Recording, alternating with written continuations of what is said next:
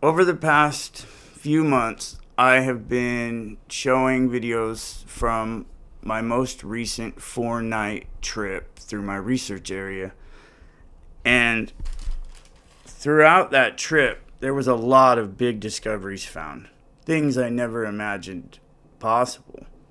The braided trees was an amazing discovery, and the new installment of possibly hundreds of upside down trees just blew my mind. Discovery after discovery. So one of the most productive research missions I've ever done. And it's hard to put all of that into one video, and so it's been spread out across 5 videos thus far. And in this video, I want to try to condense everything into one and just try to illustrate how amazing my research area is, and what is going on up there is truly mind-blowing. Yeah, I see it. I see it, but those aren't bear tracks. They have a long kind of arch side angle to them, like a Bigfoot would. And they're on this little weird trail that's leading right to an arch that I haven't showed you yet. But this is a special one because it has all the scarring. It has all the hallmarks of what I look for the manipulated arches. Created, manipulated. So here's a tree. This is some kind of conifer tree. Its base is right here, so it should be going straight up with these trees. Yet, for some reason, it hooks way over here, and look at the scarring where it's gone up and down 100 times. It's hard to see because it's getting dark. But no, I see it. I see yeah. it. It's just, look how bent that is. Yeah, and it had to go up and down probably 60 times to scar it that bad. Well, you can see where it's been rubbed down. Rubbed and rubbed and rubbed, yeah. And that was part of the process of stressing it and weakening it and weakening it to get it to hold its form. Oh yeah, step back here for a second and look up. You can really see the scarring. The massive scarring that took place. Keep it moving. These pictures are of a footprint that Colin had originally found on our final morning. So something had entered our campsite on night 4 while we were sleeping and walked right by my truck, was right near where we were sleeping. And this is the 3rd time that these creatures have done something to definitively let me know that they entered my campsite while I was in my tent. And I can only imagine how many times they've entered the campsite that I don't know of. But this is the 3rd time they've done something and said, yes, we were here. And so this footprint was pretty cool. It was almost like a gift left for me on my final morning there. The weather's changing on us quick. Luckily, we're 97% packed up. But this morning, oh wow, it's really hard to see now that it's wet. It's here. It's under here. I covered it. Oh. I don't want it started raining on us. So early morning, Colin got up. It's dark too. And he found what looked like a set of large footprints that came through the camp. Unfortunately, we're camping on a gravel road, so nothing is going to sink into this. Super hard packed. But he found what looks like some toe prints, a big toe print. It's probably hard to see, but he's going to try to plaster it. I don't know, Colin. I don't know if that will show anything. No, we're going to try. Yeah. He's building a little plaster kit for us on the way out. Doesn't hurt to try. So, Colin got it plastered. Unfortunately, we have to leave. And we will come back.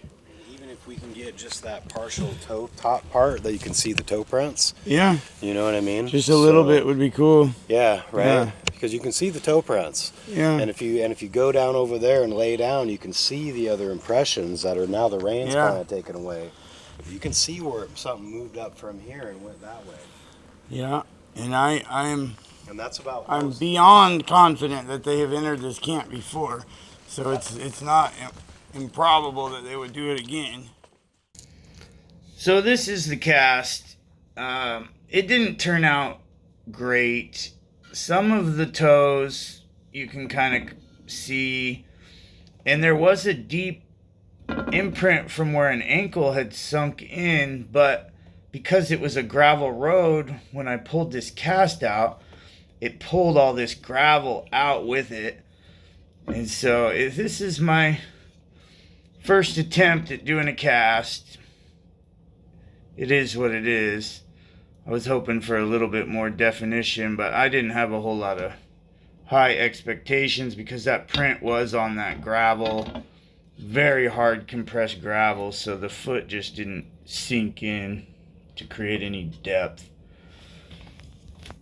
But there it is. The new sort of addition of the upside down tree phenomenon across my research area was and is spectacular. I used to go through hill to get to upside down trees. I would go on a 8-mile bike ride. I would have to climb through a river. It was a nightmare to get to the upside down trees. And now the upside down trees are just everywhere, all across my research area. And this tree here was when I was first bringing Colin into my research area, and there was an upside down tree right there off the side of the road. And that's when I knew something pretty special was taking hold in my research area. And little did I know that upside down trees are just everywhere now. And that was quite a gift for me, because now I can just go right out and show people these things. Whereas, like I said before, it was an all-day ordeal just to even look at an upside-down tree. But the new anomaly is these things right here. These are the tops of the broken trees that are being impaled into the ground. Look at this thing. Look at that thing. This is a big log. I mean, look at my hand on it. And it is completely just stabbed into the earth. And see, it's fatter up here than it is there. This isn't upside down. Oh, shit. Oh, that one is super, super strong. This upside down tree, for me, is pretty special because it is the biggest one I've found. And there's many very large logs stabbed into the ground out there now. But this one, I think, is every bit of 1,000 pounds of log. And there's no justifiable excuse for Mother Nature to be able to do this. For the naysayers, for the non-believers. This phenomenon is truly baffling. To even think that a humanoid type creature like a Sasquatch could even do this is hard to wrap your head around. And yet here they are everywhere. And no, this is not the work of loggers or forestry workers. Absolutely not.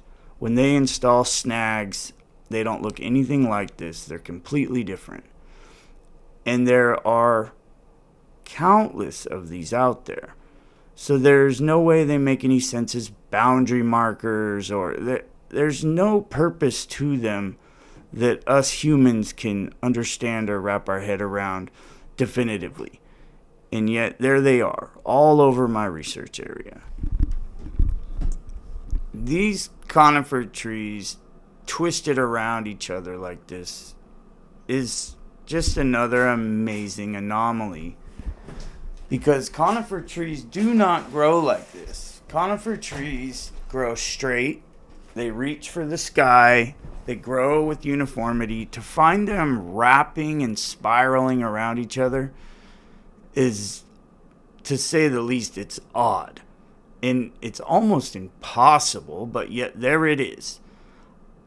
I do not believe that this can happen without intentional manipulation, and that would be manipulation that would take decades to create this. And I have found another one. I will have it in videos to come. I found it on a recent trip, and I didn't have time to film it.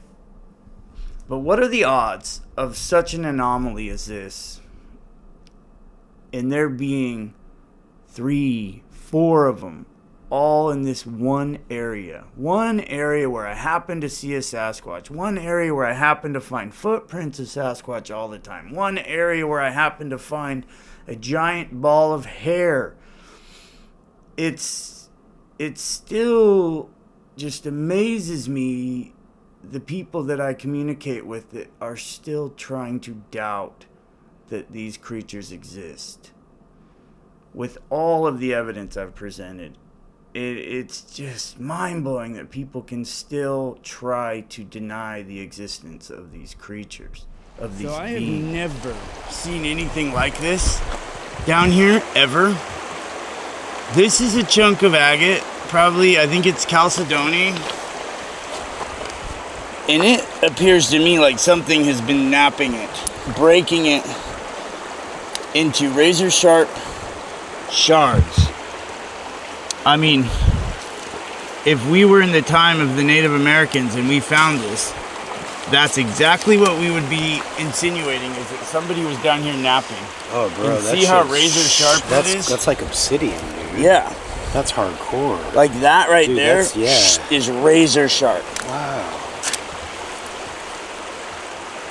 That's crazy, dude.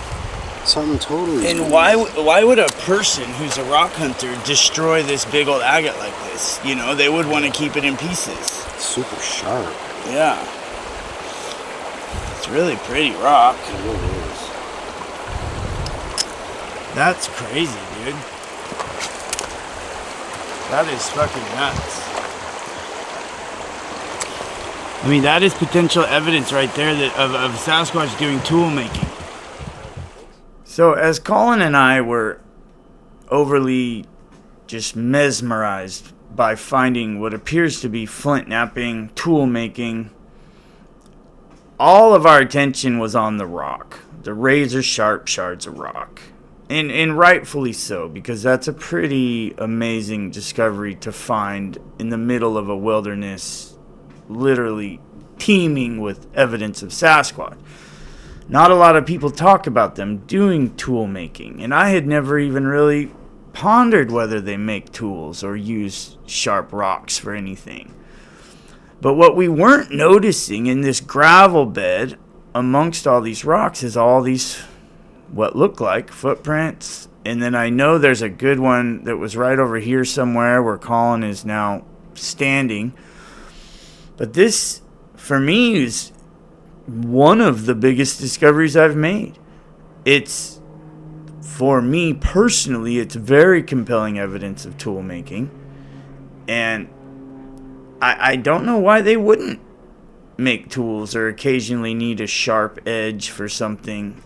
If they live in the woods and they're hunting and surviving like people believe they are, makes sense that they would occasionally need a sharp edge for whatever purpose. And because that canyon is so full of these type of agates, I strongly believe that the agates in that canyon is part of the draw of what brings them in there, of why they are so prevalent in that area. This little X structure was a really cool find, and it coincided with something that I was finding that was really strange out there. Lots and lots of small sticks stabbed into the ground. Some of them no bigger than my thumb. Some of them I don't know, wrist size, small sticks stabbed into the ground all over out there. And sticks don't stab themselves into the ground. A stick that falls from a tree up in the air, it doesn't fall with enough force to pierce into the earth. It just doesn't. It just hits the ground and falls over. So something had to have done that. Something stabbed them into the ground. And I have found juvenile footprints in the past. And so this, to me, was really cool because it was evidence of the juveniles. And if you're going to have adults, obviously they had to start out as juveniles. So it's just more evidence of family, of existence, proof of life. If there's big ones, there has to be little ones. This, yeah, that is just stabbed into the ground, okay? Weird. Impaled into the earth, not growing there.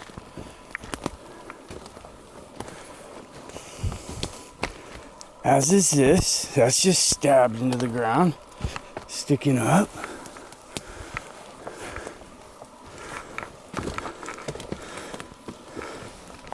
Ooh, as is this. This isn't, that's not a rooted tree. It's just stabbed into the ground.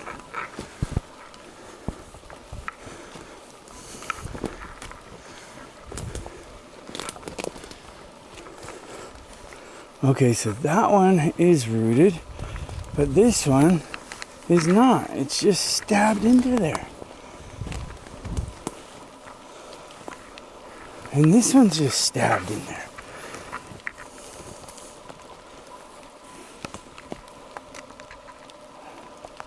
That's 1, 2, that's 3, 4 that are just stabbed into the ground. Oh, and there's another one.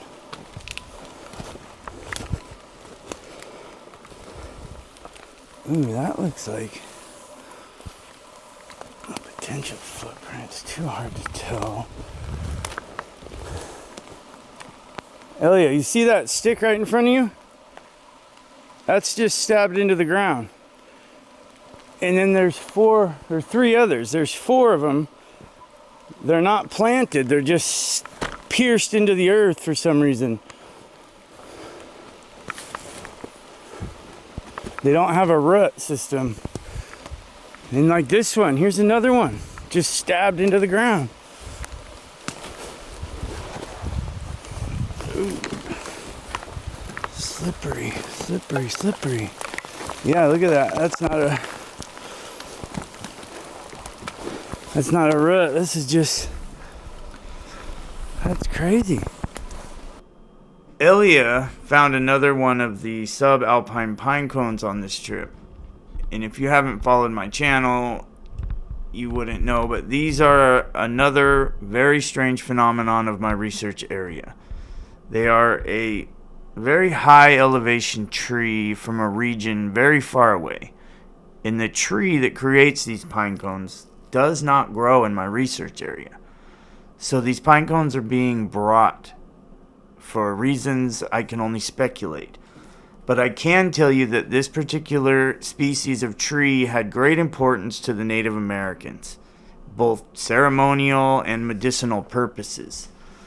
So I have to assume that it has equal importance to the Sasquatch. The discovery of this beheaded Chinook salmon, for me, is one of my most important, most impressive things, because I know that this fish was not beheaded by a bear or by a cougar or by an otter.